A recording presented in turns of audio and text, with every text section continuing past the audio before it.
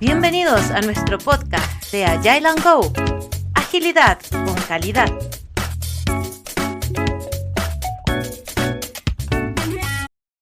Ok, Hola. bueno. ¿Cómo? Hola. Buenas tardes, buenos días, de donde estén. Empezamos un nuevo capítulo de Agilidad con Calidad. Hoy está con nosotros Carlos Medina, los que están viendo YouTube lo ven ahí. Los que están escuchándonos en Spotify, Carlitos, hola, buenos días, buenas tardes. Hola, buenas tardes. Bueno, muchísimas gracias por la invitación, Alejandra. Estoy bastante honrado por estar acá en este espacio. Y bueno, me gustaría contarles un poco de la experiencia que tuvimos acá con lo que, bueno, tú llamas un mando equipo, también lo llamamos un equipo XL. Realmente es esta situación, una situación bastante particular en la que nos enfrentamos en un proyecto. Era un proyecto bastante grande y bastante ambicioso, en el que el equipo fue creciendo en tamaño.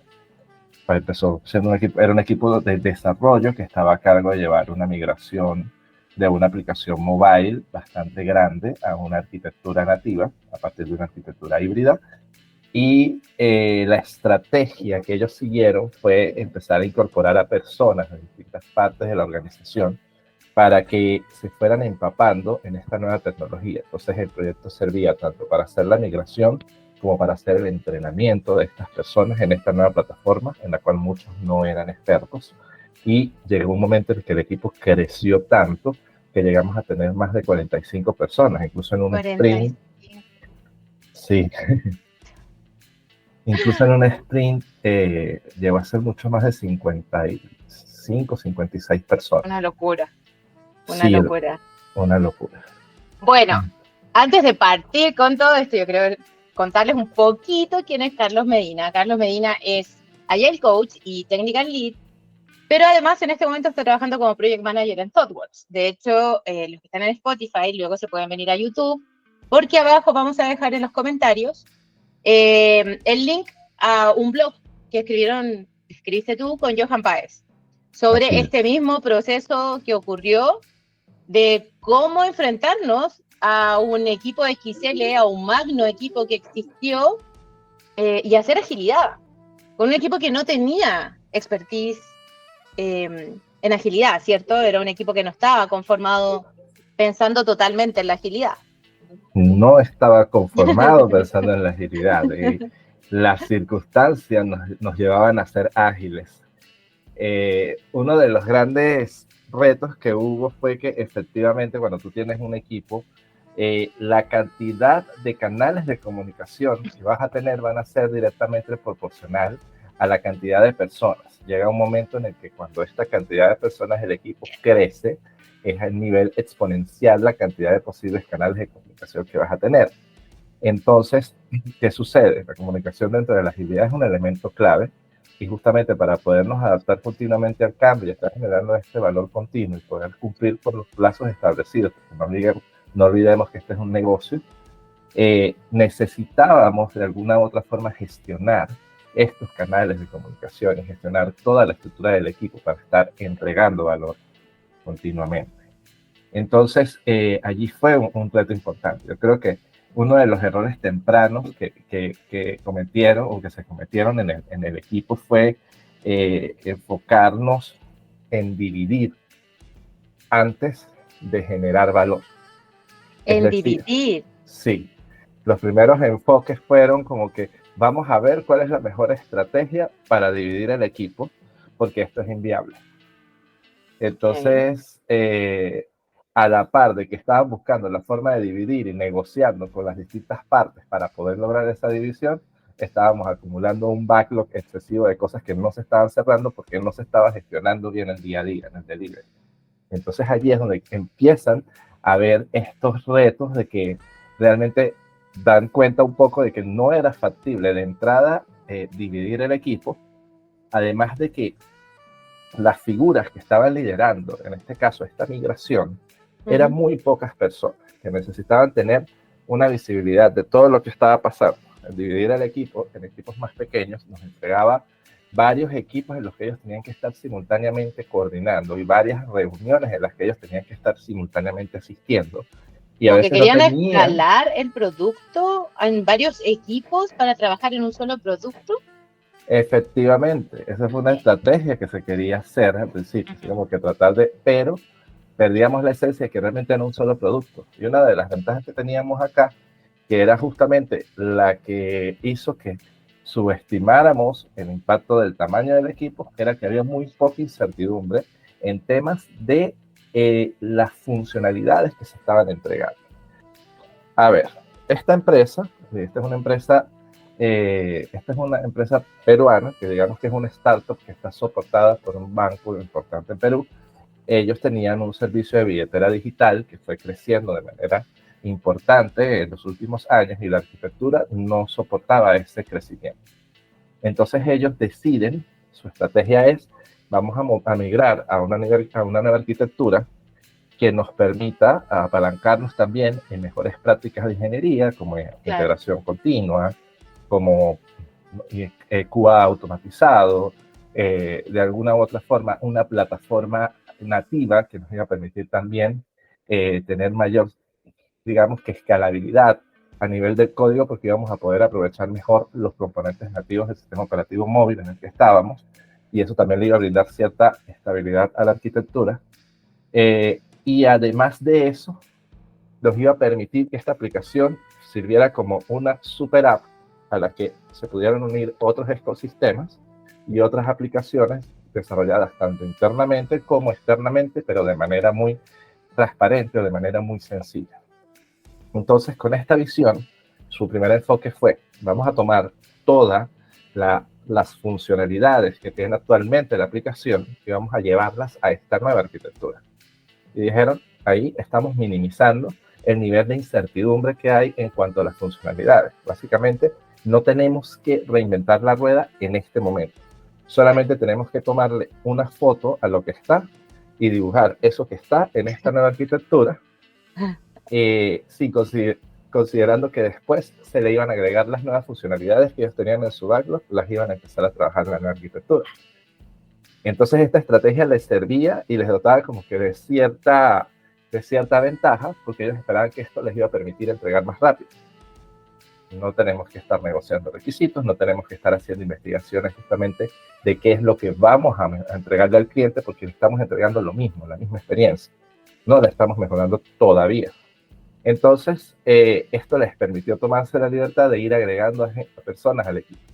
Aparte que recordemos que en una arquitectura nativa necesitamos como que 3 subequipos ya de por sí. Tenemos los desarrolladores Android, los desarrolladores iOS y los desarrolladores backend.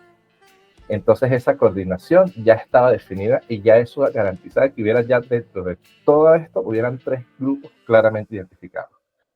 El problema está en que pensando en eso, ellos empiezan a incorporar muchas más personas y cada vez que entraba una persona nueva a la organización, esta persona pasaba por este equipo a entrenarse durante un par de sprints mientras entendía la funcionalidad de la aplicación y eso hacía que también fuera creciendo la cantidad de personas en el día a día. También pasaba que llegaban personas que estaban en otras áreas del negocio y las llamaban a formar parte de este equipo de manera temporal, pero también incrementaba esta cantidad de personas. Entonces, sí, ponemos eso. ¿Eso no hacía más lento el proceso? O sea, cada vez que llega alguien nuevo, hay un aprendizaje, hay una inmadurez del equipo porque se adapta a que llegue alguien nuevo, a un carácter nuevo, una forma de trabajar nueva que tiene que venir y hay que enseñarle. Claro. Y si no tienes una delegación efectiva, menos todavía. Porque, exacto, ¿qué sucede? Aquí había una sola persona que era básicamente la que coordinaba todo y habían un par de personas también que llevaban como que temas estratégicos de arquitectura, temas estratégicos de justamente técnicos del día a día, pero no existían personas y figuras que apoyaran todo este proceso de onboarding de las nuevas personas y quisieran que su integración fuera más suave. Okay. Entonces, allí justamente entramos a revisar, cambiamos el enfoque, ya no nos servía este enfoque de dividir, porque habían varios riesgos, hubo muchas conversaciones que al final no llevaron a ningún lado, y entonces lo que decidimos fue, ok, vamos entonces a ver cómo hacemos que este equipo ande, cómo hacemos que estas 45 personas empiecen a trabajar de manera coordinada. y cómo hacemos que estas personas que se van uniendo al equipo también vayan trabajando de manera coordinada. Estas 45 personas implicaban desarrolladores de Android, iOS, backend, QA, UX también, y un product owner, sí, o más de un product owner. Teníamos un product manager y teníamos una persona que hacía como de product owner también, que era un business analyst que hacía todo el mapeo de las reglas del negocio que estaban ya levantadas en la aplicación a esta nueva aplicación. También como parte de la migración nos movimos, se movieron todos los viajes de usuario que estaban en una plataforma anteriormente, se movieron a Figma.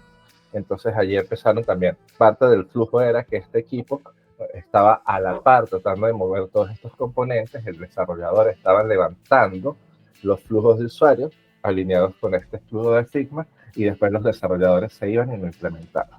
Perfecto. Ya. Ahora se entiende como cuántas personas o cuántos tipos en el equipo de equipos habían dentro. Exacto, y también había el equipo de QA que estaba internamente, no era tan grande, pero había un equipo de QA transversal, que eran los que eventualmente, cuando saliera el primer release de esta aplicación, iban a empezar a hacer todas las regresiones y todo lo que era lo que se pudiera automatizar si el tiempo lo permitía. Perfecto. O sea, tenías un equipo también fuera de tu equipo, sí, trabajando, que era el transversal. Sí. Ok, o sea, era tremendo. Digamos que teníamos dos, porque también teníamos mucho apoyo del equipo de DevOps, que también era transversal. Perfecto, ok.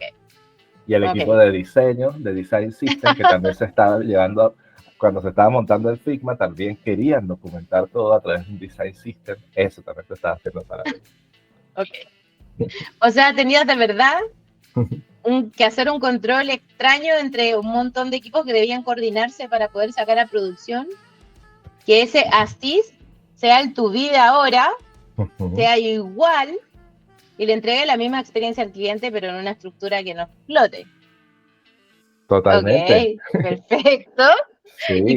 ¿Y cómo decidieron solucionar esto que como por primera teoría no funcionó, teniendo en cuenta que esperaban dividir los equipos? Y dijeron, no, esto no funciona, cambiemos.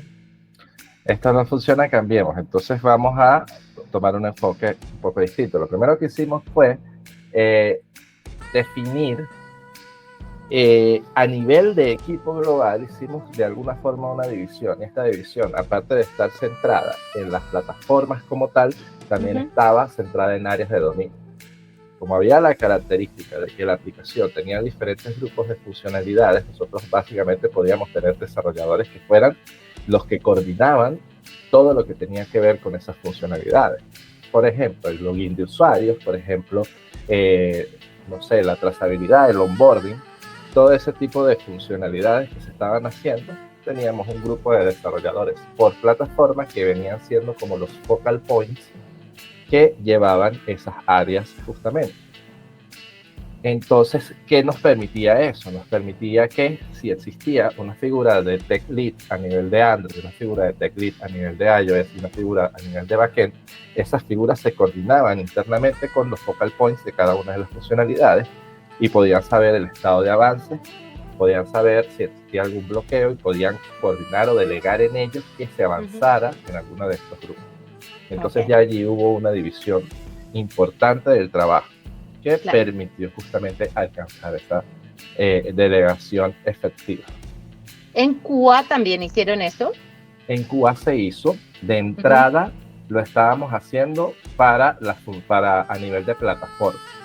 Cuando nos vamos a ejecutar ya las pruebas end-to-end de cara al release de la aplicación, ahí se hizo una delegación a nivel de áreas de dominio y estas personas también se coordinaban con los focal points de cada una de las áreas de dominio. Perfecto, súper. O sea, realmente fue un trabajo de joyería para poder hacer, porque los pases a producción también tienen que haber sido una locura. Sí. Porque está bien, yo puedo tener un technical lead en cada una de las áreas que me coordine, pero luego hay que coordinar que las integraciones funcionen, que los pases a producción sean limpios, que si tenemos algún issue como un hotfix o algo y queremos, no sé, que no es tan bueno quizás hacerlo, pero queremos hacer un cherry pick para poder pasar a producción algo rápido, después tiene que haber consistencia en la información, y tengo un equipo gigante que tiene que llevar una cultura increíble. Sí. ¿Lo lograron? Se logró. Una de las ventajas que tuvimos al principio fue que tuvimos total ownership como equipo de las bases de código que íbamos a integrar para generar estos mismos artefactos que se iban a desplegar. Es decir, no necesitábamos coordinarnos con personas y con equipos que fueran externos a nuestro equipo en esta fase inicial. Obviamente, eventualmente nosotros teníamos que entregar esta aplicación a los otros equipos y ellos allí sí tenían que empezar a tener esa coordinación. Y eso fue un reto que se tomó en su momento, porque ahí sí se tenía que definir una estrategia de merging, justamente definir cuál iba a ser la forma como se iba a hacer toda esta creación de las ramas y toda esta estructura para la generación de los artefactos. Pero cuando lo estuvimos haciendo a nivel de migración, no fue tan doloroso porque te digo que teníamos ownership de todo. Entonces las personas que eran los TL ya sabían justamente que todo esto que se estaba trabajando se estaba integrando y que si había bugs se estaban integrando estos bugs y sus correcciones, y porque teníamos la ventaja de que no estábamos liberando una aplicación que ya estaba en producción. Nosotros eventualmente íbamos a pagar una y aprender la otra. Eso nos daba cierta holgura. Claro. O sea, igual podían seguir probando en producción durante un mayor tiempo, porque era un lanzamiento completo. A pesar de que lo iban pasando de a poco a producción, esto estaba, entre comillas, apagado para el cliente hasta poder encenderlo en su totalidad. Efectivamente, y el mismo release iba a ser gradual, entonces eventualmente si nos conseguíamos con algún problema podíamos revertir porque justamente estábamos controlando el porcentaje de usuarios que estaban teniendo la nueva aplicación. Empezamos con una estrategia de Friends and Family y después fuimos haciendo esto de manera incremental. Y para que funcione y se aseguren que la infraestructura no iba a explotar, ¿tuvieron que hacer algún tipo de pruebas de estrés o cosas así para poder llegar a tener algo más estable a lo que tenían en el minuto anterior? Sí, se hicieron pruebas de estrés, tanto a nivel de la aplicación como a nivel de los servicios del backend, porque una de las partes más críticas era que los servicios del backend nosotros no estábamos reinventando mucho. Realmente muchos de estos servicios ya estaban allí, ya existían. Entonces nosotros lo que estábamos agregando era una capa adicional de presentación de backend por frontend, donde estábamos justamente definiendo esta parte de la integración, la forma como íbamos a obtener los datos y presentárselas a la aplicación mobile. Entonces, en este caso acá, para justamente permitir esa escalabilidad y todo, las pruebas de estrés se hicieron en varios ciclos. Y en cada uno de estos ciclos, a la par de que se hacían pruebas de justamente de riesgos de vulnerabilidades, ethical hacking y todo eso, estábamos viendo la estabilidad de la aplicación y también que la aplicación fuera segura. Y la seguridad en temas de datos y toda la observabilidad también a través de las plataformas que se utilizaban para monitorear. El monitoreo es muy importante, especialmente con una aplicación tan grande. Lo que pasa es que muchos lo toman súper. Yo encuentro que le toman poco peso a la importancia de la observabilidad que uno tiene que darle al sistema, no tanto solo del producto y de cómo el cliente interactúa, sino que si los servicios funcionan, si los servicios se comunican, si se apagan, todo para poder ser más proactivos y no ser tan reactivos ante la situación de que todo explotara. Otra vez, por ejemplo. Efectivamente. Y de hecho, ahora que mencionas eso, una de las cosas que nosotros estábamos llevando, una vez que resolvimos el tema de la delegación efectiva del trabajo, empezamos a ver, pero tenemos un backlog de 1000 tareas que tenemos que entregar y tenemos una fecha acotada porque eventualmente tenemos que salir. Recuerda que el negocio, para que nosotros podamos estar a la par con la fotografía que le tomamos el negocio dejó de sacar funcionalidades por un rato. Ellos no van a esperar mucho tiempo por nosotros para seguir sacando lo que el cliente les está pidiendo, lo que el usuario les está pidiendo. Entonces teníamos una fecha tope, teníamos un backlog gigantesco, las fechas no alcanzaban, no estábamos dividiendo el equipo como tal. Entonces allí teníamos un stack de tareas donde empezamos a ver una organización en cuanto al esfuerzo que estas tareas iban a tener y al impacto que estas iban a tener. Entonces, cuando empezamos a revisar eso, empezamos a identificar tareas que tenían muy poco esfuerzo y tareas que tenían muy alto impacto en la experiencia del usuario, en lo que se tenía que entregar en la aplicación para que funcionara en esta primera fase, y esas fueron las que debíamos abordar primero. Y también identificamos tareas que eran de alto impacto, pero que no tenían tanto, o sea, que también tenían alto esfuerzo. Entonces allí también esas las teníamos que tener en hold y teníamos que ver cómo las gestionábamos. Entonces, ese análisis nos llevó incluso a encontrarnos con este grupo de tareas que tiene que ver con el monitoreo, la trazabilidad de la aplicación y también el monitoreo de cara al negocio, todo lo que son los tags de Analytics que nos permiten entender cómo el usuario está interactuando con la aplicación y definir estrategias para mejorar los viajes del usuario. Todo esa parte es muy importante, porque en realidad a mí me pasa mucho con varios product owners que no parten haciendo sus métricas de analítica de un principio. Y después ya estamos atrasados. O sea, hay que visualizar dos cosas, el monitoreo de los servicios y el monitoreo de lo que queremos, el comportamiento del cliente. Y el problema es que muchas veces te dicen como, es que no sé qué quiere el cliente. Y yo dije, pero averígüelo, o sea, investígalo haciendo métricas. Y te vas a dar cuenta dónde está su comportamiento, dónde sí ingresa el cliente, dónde no ingresa el cliente, a dónde se detiene el cliente, por qué se detuvo, quizás tuvieron muchos problemas de errores.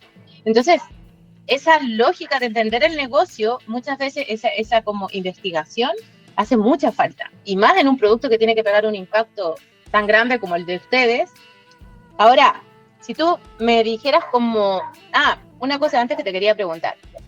Con respecto a tener tantas personas dentro de este proyecto, ¿cómo se reunían? Porque son muchísimas, o sea, ¿cómo hay un feedback acá? ¿Cómo hay una retroalimentación? ¿Cómo hay una resiliencia de poder entender a todos de si están o no están bien? Porque no estamos hablando solamente de máquinas, hablamos de humanos. Claro. Ese es el tema. Claro, ¿cómo totalmente. Eso? Y fue un reto, realmente ahí está el reto, porque, logramos efectivamente definir estos focal points y logramos definir como que estos subgrupos de funcionalidades, pero este trabajo era del día a día. Obviamente una retrospectiva con 45 personas no va a hacer que las personas empiecen a hablar todas al mismo tiempo, porque se va a confundir todo y vamos a terminar hablando todos a la vez y no llegamos a ningún acuerdo.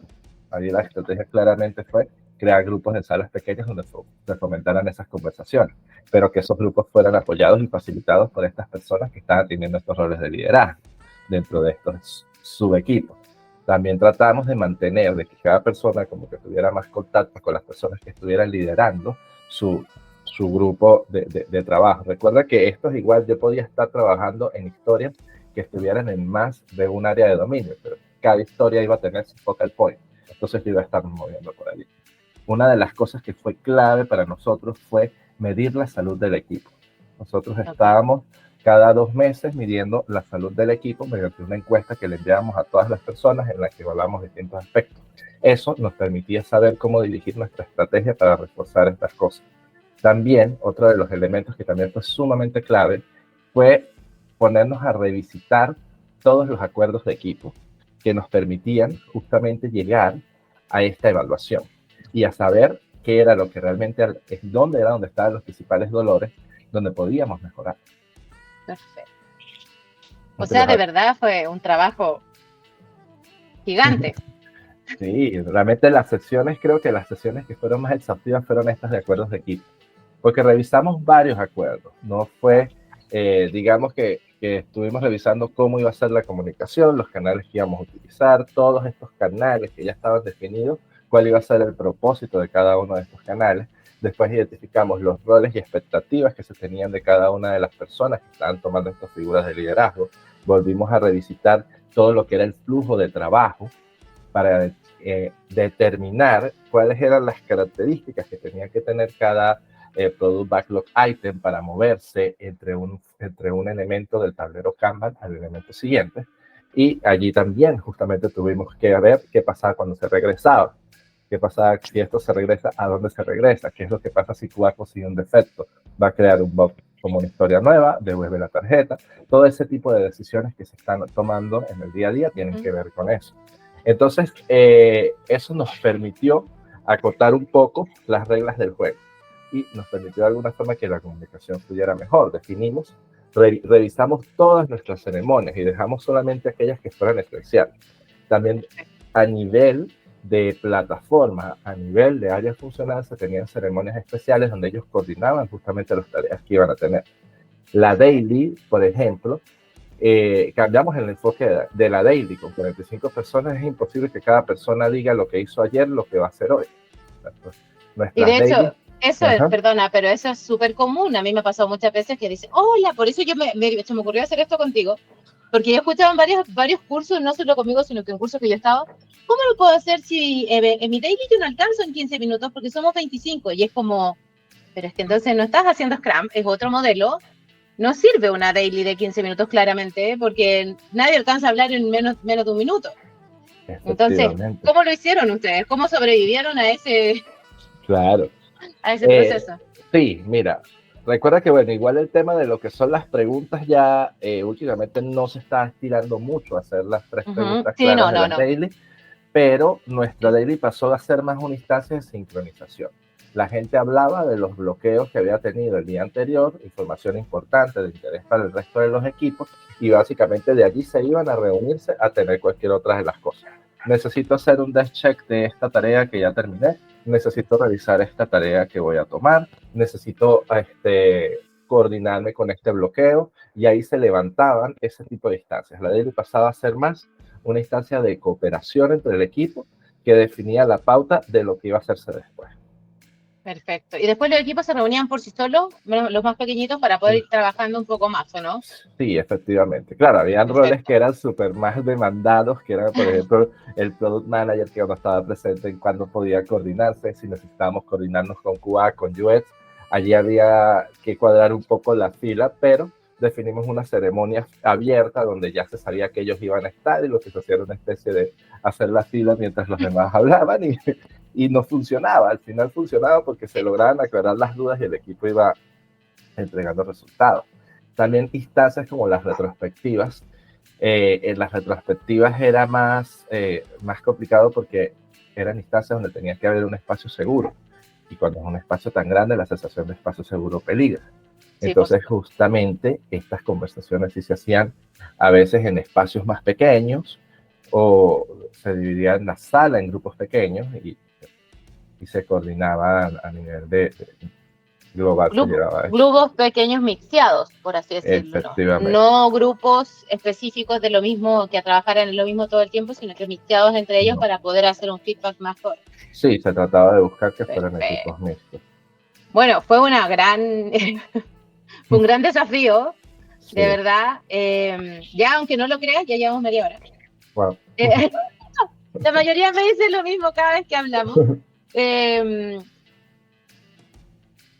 Si tú dijeras, porque todo esto terminó exitosamente, claramente, por eso estamos acá. ¿Cuál crees que fue tu logro más satisfactorio que tuviste con todo este equipo? A ver, siento que las cosas que nosotros logramos dándole visibilidad a los resultados del equipo fueron de impacto. ¿En qué sentido? Cuando nosotros estamos entrando al equipo no estaba llevándose ningún tipo de métricas, que es justamente lo que estamos conversando, ni tanto del lado del producto, ni del lado del equipo, ni del lado del delivery. Cuando nosotros entramos, uno de nuestros focos es medir y empezar a identificar el comportamiento y poder hacer análisis de cara a lo que podía pasar. El equipo estaba estable, ya era un equipo que tenía bastante rato trabajando. Entonces ya nosotros, cuando empezamos a ver el análisis que se hizo, el slicing que se hizo de las historias se hizo bastante bien. No eran historias que diferían mucho en su complejidad. Eso nos permitió saltarnos a un modelo directamente no estimates, donde basados en la estadística de la entrega que tenía el equipo, con estos datos que empezamos a reunir, podíamos hacer estimaciones de hacia dónde podíamos llegar. Y eso también nos permitía estimar con un grado de probabilidad las fechas en las que podíamos completar lo estimado. Esa es la métrica de Monte Carlo, ¿no? A través de simulaciones de Monte Carlo, nosotros pudimos ver justamente la cantidad de tareas que teníamos en el backlog, la cantidad de días que teníamos para entregarlas y evaluar alternativas y estrategias para poderlo lograr. Evaluar hasta dónde llegamos para poder hacer que esto funcione. Claro. Definitivamente. Bueno, claro. Te agradezco mucho esta conversación. Cuéntenos en los comentarios si de verdad les ha pasado, porque esto que le pasó a Carlos creo que pasa bastante, en especial cuando venimos de algo muy tradicional y tratamos de cambiarnos a agilidad y como que en realidad no sabemos cómo armarlo. Muchas veces tendemos a hacer lo que Carlos dijo, dividamos en muchos equipos, pero muchas veces no es la solución. Muchas veces sin yo tener ciertas herramientas como la automatización, como temas de delivery, de integración continua, no podemos llegar y decir, ay, sí, ahora hagamos de equipos pequeñitos y integremos todo lo que hagamos al final y pasemos a producción todos juntos. Así que cuéntenos cómo les va, si tienen preguntas para Carlos, yo voy a dejar acá abajo el blog que escribió con Johan. Así que Carlos, muchas gracias por estar acá, muchas gracias por todo tu aporte y a ver si hacemos una segunda parte con alguna otra de tus historias dentro de tus equipos, porque te tocan equipos bien interesantes en tu trabajo. Sí, claro que sí, por acá a la orden y muchísimas gracias por tu invitación. Muchas gracias a ti. Nos vemos, que estén muy bien todos. Hasta luego, bye bye.